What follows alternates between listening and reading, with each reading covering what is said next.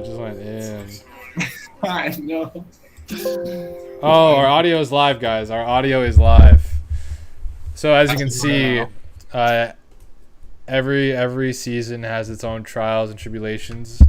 I'm sorry for those of you guys who tuned in live the last 5 minutes. I know there's so many of you out there, but we're good now. We're good. So let's restart. All right, we'll first start. I'll start by saying I am Big Dog. This is Little Dog. We are two of the hosts at Big Dog Little Dog. You can call me Trosk Dog, Akahi at Big Dog Little Dog on Twitter, at Akahi Trosky on Twitter. Ala, let's introduce yourself. Okay, Trosky, I'm a little dog. So that's He's a little dog. He's a little coug. He's actually a freshman at Washington State. Was a little disappointed this past weekend, but it's okay. It looks like Washington is going to be a bit of a disappointment this year. Maybe the Seahawks will be able to pick them up. Yeah. NFL season. Yeah, absolutely. Let's dive right in. I mean, we got a great show and we got a great year. We got big plans. Last year we did kind of a trial run, you could say. We started at the end of the year, just kind of getting a feel of what we wanted to do. But now we got some big plans on the pipeline. We're adding 2 more hosts to the shows. We have a new Thursday show. We're gonna have a Wednesday show and a Tuesday show. And so let's kind of dive into that schedule right now. We're gonna start off on Monday. We're gonna hit the NFL recap, a little Seahawks recap, just kind of go over what happened in the week. Like, did the Seahawks win? Did the Niners lose? And that's really all that matters. But actually, we're going to go over and recap everything that happened that week. Tuesday, it's going to be a nice little fantasy show. We're going to go over some good picks, some good plays, who popped, who sucked that weekend, the duds, the studs. That'll be Tuesday. Wednesday, we're going to dive into it's going to be our weekly special. So sometimes it's going to be on the NFC West. Sometimes it might be on, the flavor of the week, whatever happens. And lastly, we're going to be introducing our gambling special. It's going to be for all the degenerate bettors out there. We're going to be going over the best picks, the best plays. We're going to have Make-A-Wish Reach of the Week, Geico Early Retirement Picks of the Week. We're going to have all the picks, all of it ready for you. And you guys can, take advantage as you wish. And that's going to be hosted by one of our guests, or one of our hosts, Kyle, and our other host, Little Snoopy. So you guys will meet them soon. We might have Kyle join us later today. And yeah, we got a lot of things coming down. Look out for the website coming soon. Look out for the Instagram, the Twitter, the sponsors, the giveaways. Just stay tuned in. Follow us on our socials down below. You'll see. Anything you wanna add to that, Alakai?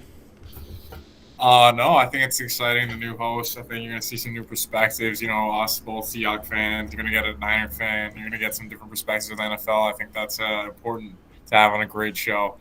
Maybe the wrong perspective, but I think it might be interesting to listen to some degenerates talk about degenerate things. Absolutely. We got some great stuff coming on. Okay, so that's good. So that's the upcoming plans. We got the schedule. We got the website, we got merch, we're gonna have some great guests coming along. It's all being planned out right now for your guys' enjoyment. But really, it's been 7 months since we've done one of these. So much has happened. The NFL offseason, we're gonna try to cover that, the entire NFL offseason in the next 40 minutes. We're gonna go over what the Seahawks did in the next hour and a half, and we're gonna wrap up everything and get ready for this Thursday, because this Thursday, it's kickoff, baby. Do you remember the very first kickoff day that you've experienced? No, I don't remember at all. Do you? Yeah, so I think the very first day I experienced was when I was in the hospital, actually. I think our mom was getting her ultrasound scan, and then when I was in her belly, I could hear like the music, like dun dun dun dun dun dun, and I was like, I started kicking, and then my mom was freaking out. She was like, "Oh, he's gonna be an NFL fan," and ever since then, I've been on that train. Yeah, I don't know. I remember my first game I watched was the first I specifically remember was the 2005 Super Bowl. Obviously, very famous in Seattle history. I actually was a Steeler Infamous. fan after that for most of my childhood till I woke up, smelled the roses. Yeah, that sounds about right. Don't ever mention the Steelers again. The Steelers are not getting a lot of love on this podcast. But all jokes aside, we do have a lot of content, so let's just dive right in. We got some big NFL news. We can go over a few of these. We can start with, let's start off a little controversial. We can start off with the new NFL guidelines for vaccinated and unvaccinated players. It's clear that the NFL is pushing towards vaccination and really penalizing people who are not vaccinated, which, depending on your stance, is a good thing or a bad thing. But there is now a competitive advantage to being vaccinated, which is something that people kind of saw coming, but it's just interesting to talk about. Yeah, I'm myself pro vaccination. I think it's pretty simple to get vaccinated or not. I think the NFL is definitely pushing forward. You see more travel restrictions for unvaccinated people, and that's not only for just the players but the fans too. There's a lot of vaccination. I mean, Seattle just put that you need to have proof of vaccination to enter Lumen Field. That was Yeah. just this week. There's a lot of. I think that's going to be happening all around the Yeah, I think the so too. I stadiums think all the whole around. NFL is definitely pro-vaccination, and I think you can see it already. Some players are missing time. Ryan Tannehill is going to miss the first week, at least, which is a big player. And a lot of people will think we'll talk about it later about Cam Newton, but there's a lot of COVID around there. A lot of players, even though they're not technically allowed to have COVID and vaccination in their minds when they make this roster decisions, it's definitely already a thing. The NFL definitely has its advantages for pro-COVID vaccination players. Yeah, but that's about all we'll say on that. Just know that Cole Beasley, you're a good player. You're a good player. All right, what's next? All right, we got Carl Nassib, first gay player in the NFL, openly gay. I think that's a great step for the LGBTQ community. I'm happy to hear that people are feeling more comfortable with making that step in the NFL, and I think it's a great step. Nothing bad to say there. In less important news, Tim Tebow was probably the worst tight end that played in the preseason. I guess it's pretty close with that guy who played for Seattle who had 5 penalties in one game, and the rest of the team had 4. But it's comparable. I mean, can you even imagine what that guy was thinking? Like, maybe he just took the $20K game check or something. I don't even know, man. He was checked out from the moment he stepped on the field. And yeah, among others, there's a lot of news to cover, but football or outside of the NFL, those are some of the bigger topics.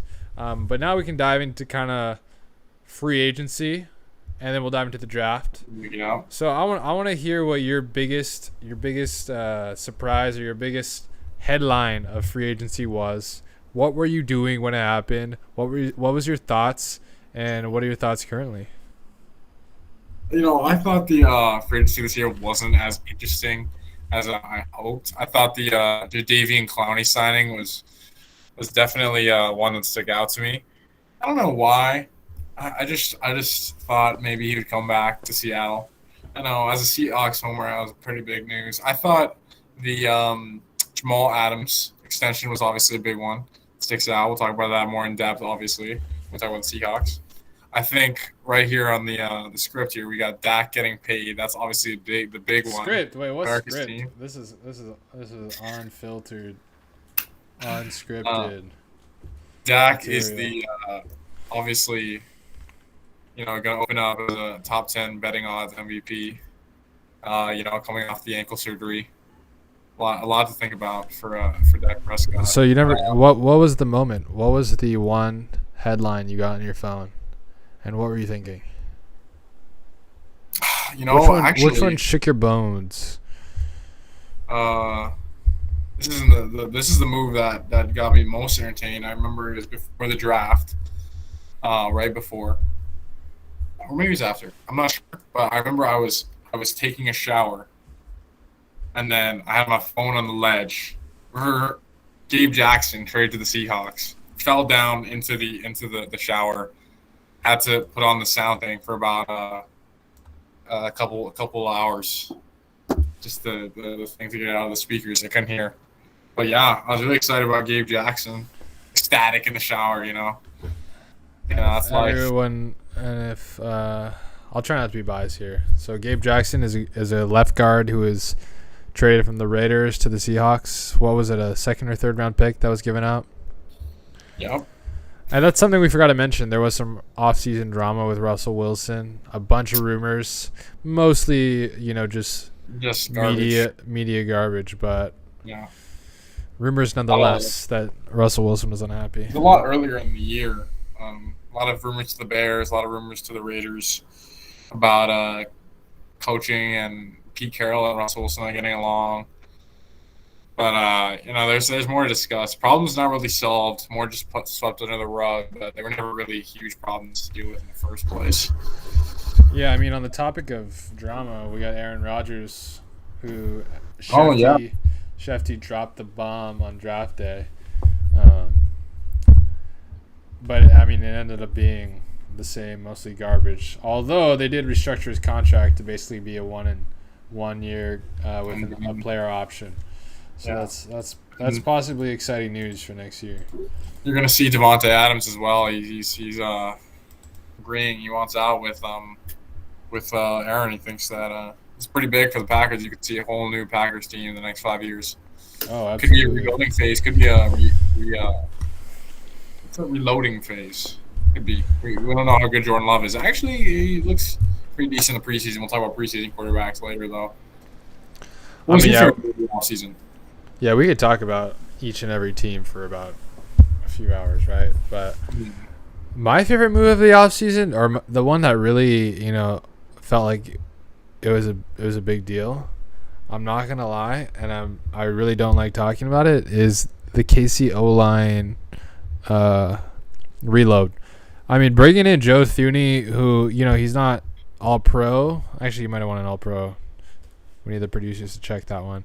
But Joe Thuney, who's a stud, trading for Orlando Brown, who's also a solid player, and then also bringing in some young guys, Creed Humphrey, who they drafted. I think it just really shores up their biggest weakness, at least for next year. And I like to see new teams come into the spotlight, and I think the Chiefs just got stronger, so that kind of put a wrench into the plans. But I think KC with their O-line was really big. They signed Joe Thuney to $16 million average, and I think they gave a first rounder for Orlando Brown. They also brought in Kyle Long, so that was really cool for them. I think another big storyline was the Patriots splurge. They absolutely did not hold back. I think they were the biggest spender in free agency. They gave out big deals to guys like Jonnu Smith, Hunter Henry, maybe trying to recreate some of the past success with guys like Rob Gronkowski and Aaron Hearn. Nelson Aguilar as well. I paid some big money to Nelson Aguilar. Nelson, the best hands in the league. Aguilar. We got Matt Judon, who people thought was going to be overpaid, and he probably. Well, we'll see. You never know what Bill Belichick does. It wasn't too bad. It wasn't as bad as people were expecting. People thought Matt Judon was going to come out and demand a huge, multi-million-dollar deal. Yeah, multi-year extension. They got Matt Judon. They got Kyle Van Noy. They got Nelson Aguilar. They just got a bunch of guys. That was a bit surprising. You never see that from Bill Belichick, but maybe the last year rattled him. I think another big trade that we forgot to mention was Julio Jones. Julio Jones. Is Julio Jones not like the most terrifying receiver that you could come across in the NFL? Like, imagine you line up as a DB in the NFL, and you're looking at Julio Jones, who's probably as big as some of the linebackers, defensive ends out there. At least he's tall. and you gotta guard him, and he's faster than you. Like, I he's don't a know. weapon. Is he the scariest wide receiver on his own team? Is he the best wide receiver on his own team? I don't know. think. You I can think always just looking at his both physical ways. stature, you could say DK Metcalf has a similar physical stature, but Julio Jones has a physical. The physical. What's the word? The physical, overpowering. Yeah, that overpowering physical presence, as well as, I mean, you know who Julio Jones is, man. He's Calvin Johnson 2.0, man. He's pretty dominant. He's been dominant. So I think him leaving the Falcons is actually a big storyline. Like,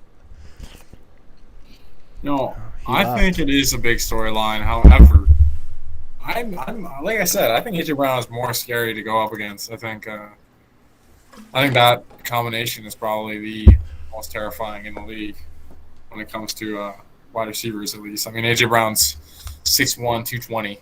As Julio's 6'3", 220. Some big boys. Absolutely. Big boys. I think another big trade that you didn't really mention is obviously the big quarterback trade. Carson Wentz, given another chance after his horrific 2019, 2020, or 2020, 2021 campaign. Reuniting with Frank Reich.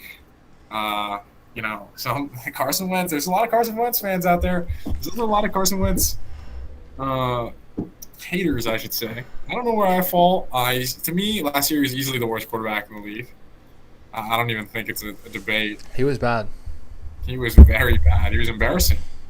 I mean, bench for Jalen Hurts, that's bad. I mean, I'm not going to say I'm a Jalen Hurts hater, but there's just no reason. He's 25. He's young. Carson Wentz was like, I think he's a great guy. I think, obviously, always made some questionable decisions. I think he's suffered through some injury luck, or some injury. He's had some bad injury luck. So I think this is kind of his, this is his come to life moment. This is the moment where we find out who is the true Carson Wentz. Because the dysfunction in Philly seemed to be pretty bad. And so he's got a fresh slate with Frank Reich. You're right.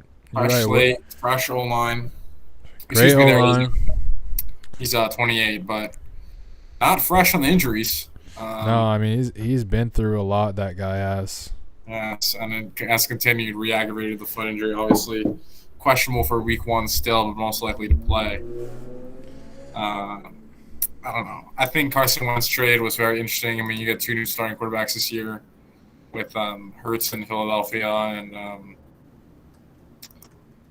Carson Wentz in Indianapolis. I think the Hurts one is an interesting discussion because obviously it was only up until a couple days ago that Hurts was confirmed the starting quarterback after they traded for Gardner Minshew. Go Cougs. So, I feel like Gardner Minshew. I think he probably wins the job week 8, week 10, but we'll get into that later, obviously. Hey, what do you think Gardner Minshew is doing in Philadelphia right now? I think he's wearing jorts and in the sun, training hard. You think he's wearing jorts, eating a Philly cheesesteak, cruising? I think Gardner Minshew wears jorts in 12 degree weather. Cruising on the Liberty Bell. Oh yeah, he's all about America. I'm sure he visits the Liberty Bell daily. Probably goes to a bunch of Sixers games. Probably will go to a bunch of Sixer games. I mean, Minshew has got to be up there for some of the best one-liners. And he's only been in the career for so long. Or for so short. I mean, he's got some iconic quotes. He's a legend. He's a legend not only here, but everywhere. What was that quote that he had about he's not gonna be hitting the toilet for a while because he's not gonna be second or something? Oh yeah, it was at the beginning of the year when after they drafted Trevor Lawrence. He I don't know the exact quote. Let me look it up here. Oh yeah, that was some juicy material. In preparation for the competition, I haven't taken a shit in weeks because number 2 is not an option for me. Number 2 is not an option. Hey, Gardner, it still stands, man. Trevor Lawrence is number 2 in our hearts, so you're number 1, right? Yeah. And you can be, Gardner Mitch, you can be number 1 as our first guest on this podcast too. So. Oh yeah, come on, man. Come on, Gardner. We got a coup. We got a coup who idolizes you right here. I got your jersey, man. Come on over. I dressed up as you for Halloween. Please. You're an icon, Gardner. You're an icon. I think he wins the job by week 8. But that's, again, another thing we can talk about. Other free agency signings. Kenny Galladay is an interesting one. Obviously had an injury-prone year with the Lions. Lions kind of had a whole retooling. Yeah, can we talk about the Giants for a second, though? You mentioned they signed Kenny Galladay. You know, it really is Daniel Jones' reckoning hour. Like they've addressed their O-line. They drafted Andrew Thomas with the 4th overall pick last year. They've brought on Kenny Galladay. They've drafted Kadarius Toney. They've really put some effort into their offense. Saquon Barkley is going to be healthy this year. It's do or die for that guy. It is do or die. I think it's die. Mark my words. And I'm not going to lie. I'm with you. I just don't believe in the guy. I just don't believe in his ability. I think there were some reports saying that, there were some joint practices between, Daniel Jones and, I want to say it was the Giants and the Jets, maybe? Or it was a rookie quarterback, and apparently the rookie quarterback was outplaying Daniel Jones pretty hard. So I think a lot of interesting things coming out of Giants camp this year. Obviously, they had a lot of fights and a lot of people. They had people retiring mid-training camp. Yep. Forgot who it was, but Joe Judge obviously has come in with a big Belichick mentality. They did fire a few guys, but I've heard good things only about Joe Judge. I've heard it's had a positive effect. People that buy in are getting a lot better. Sterling Shepard made a comment about it. He tweeted and just kind of shaded his teammates about quitting. Mm-hmm. But Giants are going to be an interesting team this year. Obviously coming back, top 10 defense too last year. Underrated defense for sure. Oh, on absolutely. The radar, beat up the Seahawks. Without Daniel Jones. We don't need to talk about that game. Yeah. That's big game. Okay. The Giants, the whole NFC East is going to be way different. Every single team. New starting quarterbacks for 2 of them. Essentially a new starting quarterback if you count Dak as not starting at all last year. Big first-round picks for all 4 teams. Wide receivers in Kadarius Toney, Devonta Smith. We'll get into the draft later, but yeah, just NFC East is a very interesting division this year, as it always is. Shakes up a lot. Let's run down through a few more names on our free agency list. Some of the bigger signings. We got safety John Johnson to the 3rd. Safety John Johnson the 3rd to the Browns. Quick comment. As a fan, that's exciting because we do not like John Johnson. Big hitter on the middle, a little bit of a dirty player, to be honest with you. I'll say it was a great signing, though. Yeah, no, for the Browns, I mean, their weakest position last year, Andrew Sendejo sucks at football. So some people say, I know Browns fans at least, say he's the worst player in the league. Wouldn't surprise me. The guy was terrible at football. John Johnson is a top safety in the league, underrated, one that's really got under the radar, been consistent ever since he started for the Rams. Absolutely. So it's definitely a good signing for them. Okay, let's go speed mode through these last signings, and then we'll do a quick ranking. We'll give me your top 3 after, but let's go quickly. Corey Davis to the Jets. Interesting one, yeah, for sure. Interesting one, yeah. I think he had a great season last season. We'll see how he does with Zach Wilson. Anthony Harris to the Eagles. He's always been a solid player for the Vikings, and I think, it kind of feels bad that he's going to the Eagles. Had a really down year last year. People thought that he was going to be a top safety last year, but the whole Vikings defense fell apart, maybe due to a lack of pass rush. Agreed. We had Will Fuller to the Dolphins. Suspended for the first couple weeks, but 1 week, just the first week. Just the first week. Yep. Yeah. We'll talk about the Dolphins. He's a threat. Daniel Jones in a similar position. We just talked about Daniel Jones. We're talking about Tua Tagovailoa as the same similar way. I mean, you got Will Fuller, you got Jalen Waddle, top 5 pick. They spent their top picks last year. Austin Jackson on O lineman. Miles Gaskin's coming off a decent season. Mike Gesicki's obviously regarded as a top 10 tight end. So Tua's in the same boat, especially with the rumors with John Watson, which we also did not mention, but that's a big offseason thing. Let's not put too much slander on Tua Tagovailoa. I had to rush the passer. I had to rush Tua Tagovailoa in high school. I was coming off the left edge. I see Tua in the backfield. He had a good left tackle, right tackle that was playing against me, but I got past him. I go try to get my hand on him, and he just slips away. He's a little slippery, so I think he's one of the best pocket presses in the league. I think he's a good player.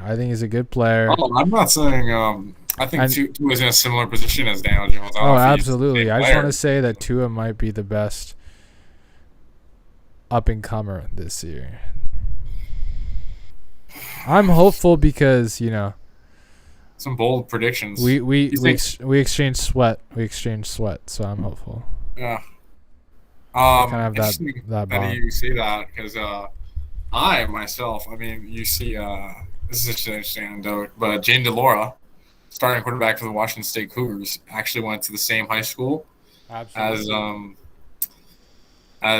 Tua, and he was the follow-up. Marcus Mariota, Tua Tagovailoa, Jane DeLora. Jane DeLora might not make the league. Who knows? He's a redshirt. He's a sophomore, and he's starting for a Pac-12 team. But it's interesting about that is that actually we played for the same school. Obviously, I played against Jane DeLora a couple times. Guarded him in basketball. Oh wow! Yeah, he's not as good as you'd think, but it's not a sport, Not exactly. There's some interesting things going on over Wazoo with their football team, but we'll ignore I'll talk about that. But. Okay, next one. Fitz magic to the Washington football team.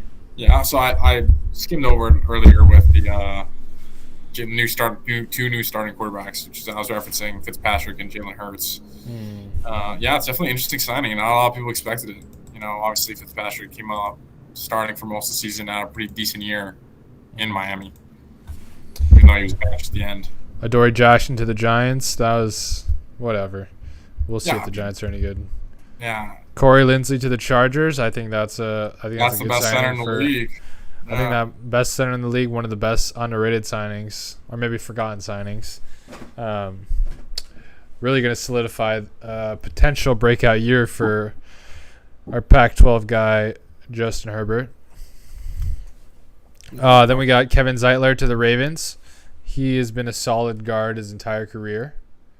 That's a pretty big buff up for their line, who lost a few pieces this year. Had some Pro Bowl years for sure. Mike Hilton to the Bengals. Solid corner. Inconsequential. We'll see. Shaquille Griffin to the Jaguars. Inconsequential. Solid corner, but inconsequential. Yannick Ngakoue to the Raiders. He was actually voted captain. He's clearly got a good voice in the locker room. John Gruden believes Ngakoue. Big news about the Raiders signing old guys. Obviously KJ was announced. KJ Wright, top 10 linebacker. Yeah, hopefully not this year, but I love KJ. Okay, let me just read off the last few names. Bud Dupree to the Titans, Trey Hendrickson to the Bengals, Hassan Reddick to the Panthers, AJ Green to the Cardinals. And then we also got guys like JJ Watt going to the Cardinals. He went early in the year. Clowney going to the Browns. Jamal Adams, who wasn't a free agent, but he got re-signed by the Seahawks. Yeah, that was a big news. There's a few big extensions to mention. Fred Warner got extended. A big deal. Who else got extended? I want to say Travis Kelce, but I'm not confident on that. Mark Andrews just got a big extension. Oh, he did. Yeah, there's a lot of things. Josh Allen, he got a 6-year, I want to say $250 million extension. Clearly, they're sold on him, and I think he'll be a solid player. I don't know if he can perform in the playoffs, like I've been saying. But, he got a great situation. He came into a great spot in the league, and I think that's what really makes a difference for a quarterback. So I want to hear your top three. Sightings, extensions, free agency related affairs. Give me your FA top three. All right. So this is really difficult for me, but I think number one is it's really hard for me to say, but I think the JJ Watt, AJ Green moves I think are just they're so early in the offseason. Not a lot of people talking about it, but I think that Chandler Jones is coming back next year. Obviously, the sack leader in the last full season he played. It's probably one of the most underrated, probably the most underrated pass rusher of our decade. You look at his stats on face value, he's Hall of Famer, and I think he still has the potential to make it with the Patriots and the Cardinals combined. People thought he was going to be bad after he left. Most players are after they leave the Patriot system. Chandler Jones has excelled, and I think J.J. Watt just added to that. And I think A.J. Green had so much pressure on him last year and had the number one corner on him for most of the year, even with Tyler Boyd having success. He's coming off the injury. I think with DeAndre Hopkins, I was a huge fan of Rondale Moore going into the draft. I really wanted the Seahawks to take him. He was taking a couple picks before. But Rondale Moore and Christian Kirk are deadly slot receivers. I think A.J. Green could cook this year. Maybe not yards and production-wise, but are we forgetting this guy was all-pro 5 straight seasons in a row? Like, this guy is a great football player, and I don't see why he can't have that same success in the Cardinals team. My second, I'm going to have to go with, I think the Julio Jones trade is another one that stands out for the same reasons as the A.J. Green one. I think A.J. Brown may be the better player, but I think Julio Jones definitely makes – I think a lot of people are overreacting to the loss of what's the coordinator's name? Falcons head coach? This is skipping my mind right now. Arthur Smith. The hiring of Arthur Smith. Yeah, I think people are overreacting to the loss of Arthur Smith. I think Julio Jones is going to be a big addition. And then lastly, I think the Dak re-signing is another one that's pretty cool. I think Dak's a top 7 quarterback. I think he has been. I think he doesn't receive that kind of love. I think there's pro Dak, there's anti Dak in the world. 7, and hasn't always been, is what I'll say. Oh, I definitely agree with that. But I think Zeke's probably one of my least favorite players in the league. Extremely overrated. I think he benefits a lot from Dak's success. You saw what happened when he left. The dude fell apart. Kind of just showed his true colors. Can't catch a football. Can't hold on to a football. But I got off on a tangent there. I'm not a big Zeke fan. But yeah, I think Dak re-signing. Hey, we love you, Zeke. We love you, Zeke. I mean, there's that thing about how Dak's got like the second most wins or something, or maybe the most in his first 5 years or something since he entered the league. I don't know the exact stat, but the dude's a winner. Put up some insane numbers last year. I don't see why he can't win the MVP. Honestly, if we're taking bets, I think good bet is Dak and Kyler, and both guys I do not like. So fair enough. I actually like Dak now, but I didn't always. Kyler, I'm not a big fan of Kyler, but so let me summarize. Could definitely be interesting. Watt and AJ to the Cardinals at 3. Number 2, Julio Jones, and number 1, Dakota Prescott. Yeah, what do you think about yours? I think similarities. No, actually, not a single one. I'll go in reverse order. I think the biggest signing, which I mentioned earlier, is Corey Linsley. I think he solidifies the O-line for the Chargers, whose weakness was the O-line, and I think it'll be a great piece for Herbert. And giving him protection, I'm a little scared of what they can accomplish. I think the second best move was actually John Johnson, because again, they addressed their biggest weakness with a great player, not just a good player. I mean, I don't like John Johnson because he was a Ram, but he is definitely a top tier safety, and it's just another good team that addressed their biggest weakness, or one of. And then lastly, I think there's a few options here. I'll probably go O-line again, and I'll go with the Orlando Brown trade because I just think, I mean, it's the same theme, right? The KC needed O-line, and it's a great team that just got a great player. What's I should got that one? Yeah, go ahead. Something the Ravens. I'm shocked they made that move. I mean, He wasn't happy. the Chiefs must have been the only team that offered that first round pick, because why would you trade to another? I know the extension was not on the table, but why would you trade to another contender, especially your biggest contender in the conference? I think that's another reason why that was such a good trade. The Corey Linsley trade's interesting. I think the Chargers are a big, interesting team this year. Definitely have high potential, and I think people are noticing that. I think people are noticing that, but I think maybe they're overreacting to it. I think the AFC West is a very tough division. Yeah. The Browns obviously have jumped into a lot of people's Super Bowl contenders, and the John Johnson move is no doubt affected that decision. Yep, and we'll come out with our BDLD top 10. Look for that on the website coming soon. But Yeah, I think the website also coming soon. Also coming soon. All right, let's just close up free agency. I think it was wasn't super exciting, but I think there's always a few bombs that are dropped. And let's go to the draft. I think we can. I don't like to talk about the draft because I don't like to analyze players who have never played in the NFL before, saying, "Hey, that was a great pick. This is a bad pick." It's just there's just no point, right? I will say that whatever picks the Seahawks made were probably great, but in general, you can never know. But there are some big storylines. So, firstly, the Bears and the 49ers trade up for a QB. The 49ers obviously traded pretty early. They traded 2 first-round picks, 3 first-round picks. So they traded the 2020 pick and then 2 picks after that. Is that true? Or is it just the year after that?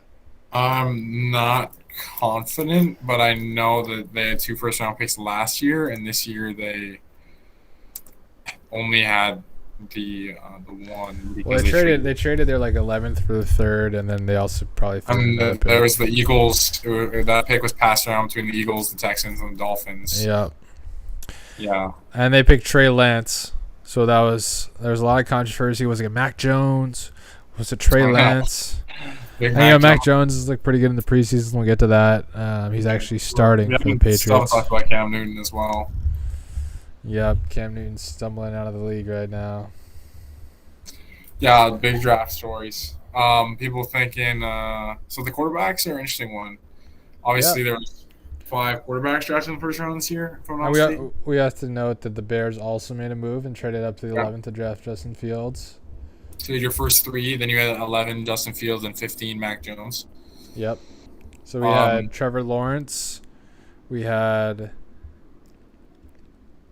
Zach Wilson at 2, Trey Lance at 3, Fields at 11, and Mac Jones at 15. And all quarterbacks are most likely going to end the season as starters, or at least midseason. I don't know how fast the Justin Fields move is going to happen. I don't know how fast the Trey Lance move is going to happen, but most likely, with the news going around surrounding both teams, is going to be in the first couple of weeks. I mean, it depends how well both Andy Dalton and Jimmy Garoppolo. 49ers, I'm a little skeptical on Trey Lance's ability to start super early. Maybe if the 49ers prospects didn't look good, but I think they have high hopes, so I'm not sure if they're going to put it all on Trey Lance's shoulders. Also, Jimmy Garoppolo injury history could have something to do with it. So, yep. Obviously, he didn't play much last year. Yeah, and I think there's a lot to get to there, but really we don't know much. We'll talk about the preseason in a bit, but really with the draft, I like to give it at least 2 years before we completely declare a pick good or bad. Sometimes it's we should talk about the 2019 draft. Yeah, we should probably talk about the 2019 draft right now. That's a good call. Anyway, yeah, so there was some wide receiver drama. Not necessarily drama, but Jamar Chase was the first overall pick. He didn't play in 2020 college. Jalen Waddle, and then the Heisman winner Devonta Smith. That was the order. That's kind of interesting, just because Devonta Smith did look super dominant, but people thought Waddle would be better. And Jalen Waddle, Devonta Smith was the Heisman winner, but both Jalen Waddle and Jamar Chase did not play last year college mostly. Jalen Waddle missed most of the year. Yeah, isn't that crazy how that happens? Yeah. He's He couldn't have Devonta Smith couldn't have played any better, but I guess The injured and guys that don't want to play. Just a lot of interesting things about Jamar Chase right now. I mean, big preseason question marks. The whole abuse thing came out as well on him. I don't know. Jamar Chase might not look like the number one guy in Cincinnati like he's expected to be. He might be the number 3. He's had some drops. He's had some drops in the preseason, but I think it's all mental, and I think he'll probably snap out of it. But we'll see. We'll see. Yeah, we will see. I mean, that's why you're saying it's hard to make snap judgments on so little. Absolutely. Okay, so let's just jump to the preseason right now. I think, it was the first year we only had 3 preseason games, and it was kind of nice because I feel like 4 preseason games kind of just drags on a little bit too long. Half the games are junk. I mean, we saw a lot of starters sit out this year, but, it was good. It was nice seeing football back on. It was nice having something to watch, prepping for the fantasy drafts, just all of the above. But some quick notes. We can talk about the quarterbacks. Wilson has looked good. Jones has looked good. Fields has shown some good plays. I think those are your most positive. And then I think in the mid-tier you kind of see Lawrence or Trevor had some questionable. Maybe too much hero balls. A lot of people are talking about. A little bit too much hero ball. I think the O-line isn't really there. And Lance, he wasn't super impressive. He had that one nice bomb. But besides that, it's been a little bit underwhelming. Very hit and miss. But it's to be expected, right? Yeah, he's the least snapped quarterback and least pass attempt quarterback to ever get drafted in the first round. Absolutely. He just hasn't played. Down. Yeah.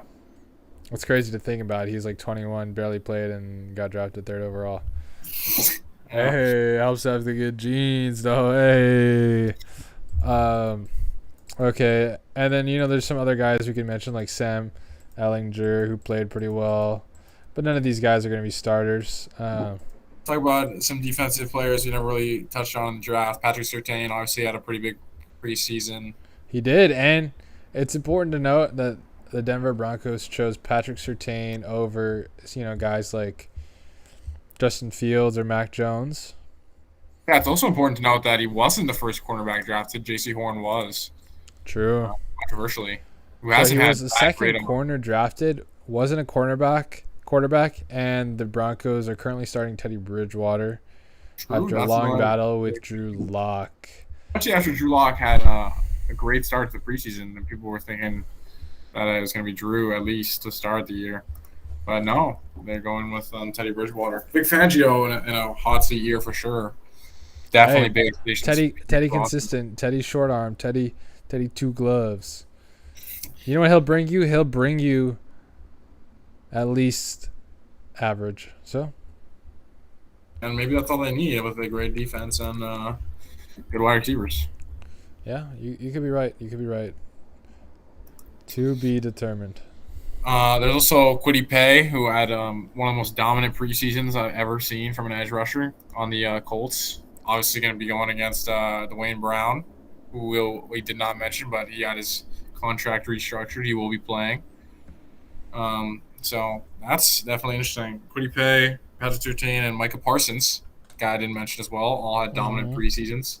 3 guys you're going to see in the race for D-Roy most likely. Those are your leaders. Absolutely. I think there's some good picks in defense. Micah Parsons I wasn't a big fan of, but he's looked dominant. So it's only preseason though, so we shall not. The overreacting is for next week. Yeah, overreacting is for next week. Week 1 overreactions are definitely a scary place. But Jordan Love also made his debut as a quarterback. He didn't only play 1 game, so it was forgotten about a couple weeks ago. Looks pretty good. So who knows about Jordan Love's situation. Interesting that he's making his debut in year 2. That is interesting. So that pretty much wraps up our offseason talk, doesn't it? Absolutely. I think we've covered most of the bigger things. I think there's some injuries we can mention. Guys like Carl Lawson are out. We've lost two running backs, Cam Akers, J.K. Dobbins, J.K. Dobbins, Travis Etienne, another Travis guy. Etienne, more than two running backs. And you just hate to see that, but I think for the most part, Gilmore's a big injury too, especially as the Patriots look like trying to contend. I will say though, for the most part, it feels like there's gonna be mostly everyone coming in pretty healthy, right? Yeah, I mean, I think the biggest name there is Cam Akers, maybe Carl Lawson too. That was earlier, but no big injuries to quarterbacks. We're starting the year with big quarterbacks across the board. It's setting everything up pretty good. Setting everything up pretty good. Quarterbacks. Cam Newton. Let's talk about it. All right. MVP winner Cam Newton out of a job. Kind of shocking. Will he find a job this year? That's a real question. I think Cam Newton's done. I think there's a good chance Cam Newton is done. Yeah, and if he leaves like a farewell message, I probably won't be able to read it. So he's really done. Yeah, Cam Newton loves his little font. Cam Newton, I don't know, man. Cam Newton is. I've always been. I think Cam pro and anti. You think Elon Musk reached out to Cam Newton about naming his baby? Oh yeah, the plane, yeah, and his little the font, little. My friend is a big Cam Newton fan. Not really, but he loves typing Cam Newton font. It makes me angry. Cam Newton is just something special, isn't he? Yeah, it's kind of. I feel like he's had kind of a redemption arc playing for the Patriots, and it's kind of sad to see that come to an end. But to be honest, it just looked like his abilities are. I don't think Cam Newton's off a little bit. I think after the preseason, especially what I was talking about earlier, COVID. So Cam Newton is not vaccinated. It's the second time dealing with COVID in his time with the Patriots. That's true. Whether they had a decision in whether they had a part of the decision making or not, I wouldn't be surprised because Bill Belichick has come out and said he's pretty pro-vaccination. He cut Brian Hoyer as well, who's also not vaxxed. Mm-hmm. So, I think that it definitely had a part to play. Urban Meyer said something about it in the press. He's talked about how vaccination definitely plays a part and how definitely something that he thinks about. He got fined because he's not allowed to do that. The NFL's pretending they're not anti-vax or pro-vax, but they're clearly pro-vax. But just legal obligations and stuff, politics. But it definitely had a part, and Cam Newton still, isn't vaxxed. So it doesn't help his case at all to get offered to a new team. Could end up in Washington. A lot of people are talking about. Yep. Ron Rivera. Panthers return could happen. Who knows? But for me, Cam Newton has always been overrated. A lot for me to say there. I think people talk about how he may have had the best MVP season ever. I disagree. I don't even know if he should have won MVP that year, but that's coming from me, who is obviously a fan of the rival team. Russell Wilson was a big MVP candidate that year. Lost to the Cam in the playoffs, but what can you do? Worst team across the board. Yeah, it's farewell to Cam Newton. Probably going to be farewell to a few other players. Big career. Quick question for you: is Cam Newton a Hall of Famer? With this career and how it ended, is Cam Newton a Hall of Fame player? My gut says no, but I want to say yes. I think mine's the opposite. I think my gut says yes. My brain's thinking no way. He doesn't have the accolades, but maybe yeah. My gut tells me that Cam Newton is a big part of the league's history. I think he has a few rushing records. Yeah, and he is an MVP. But are those rushing records going to be broken by Lamar Jackson in 3 years? Who knows? Yeah, Kyler Murray. Right. His season could totally be with numbers inflation, 17 games. His season could totally be nothing in a couple years. Yeah, I think you're right. I don't think he's going to make it. Yeah, it's interesting. It's interesting to think about for sure. All right, let's wrap up this NFL recap, and we can dive into the Seahawks. Now the question is, should we create a new episode for the Seahawks recap? Yes. All right, guys. It was great. It was great tuning in with you all. I'm just so excited to be able to share the news. You know, we're gonna have a lot of exciting things coming up, and I want you guys to stay tuned. Akahi is gonna get a new mic and maybe a new camera, so we can actually have some presentable quality. And you guys will be seeing us on Apple Podcasts, Spotify Podcasts, and everything else. Twitch, YouTube, Instagram, Twitter. Just stay tuned. Stay tuned. Yeah, all right. Good. Maybe on TikTok too. Who knows? TikTok too. Adios.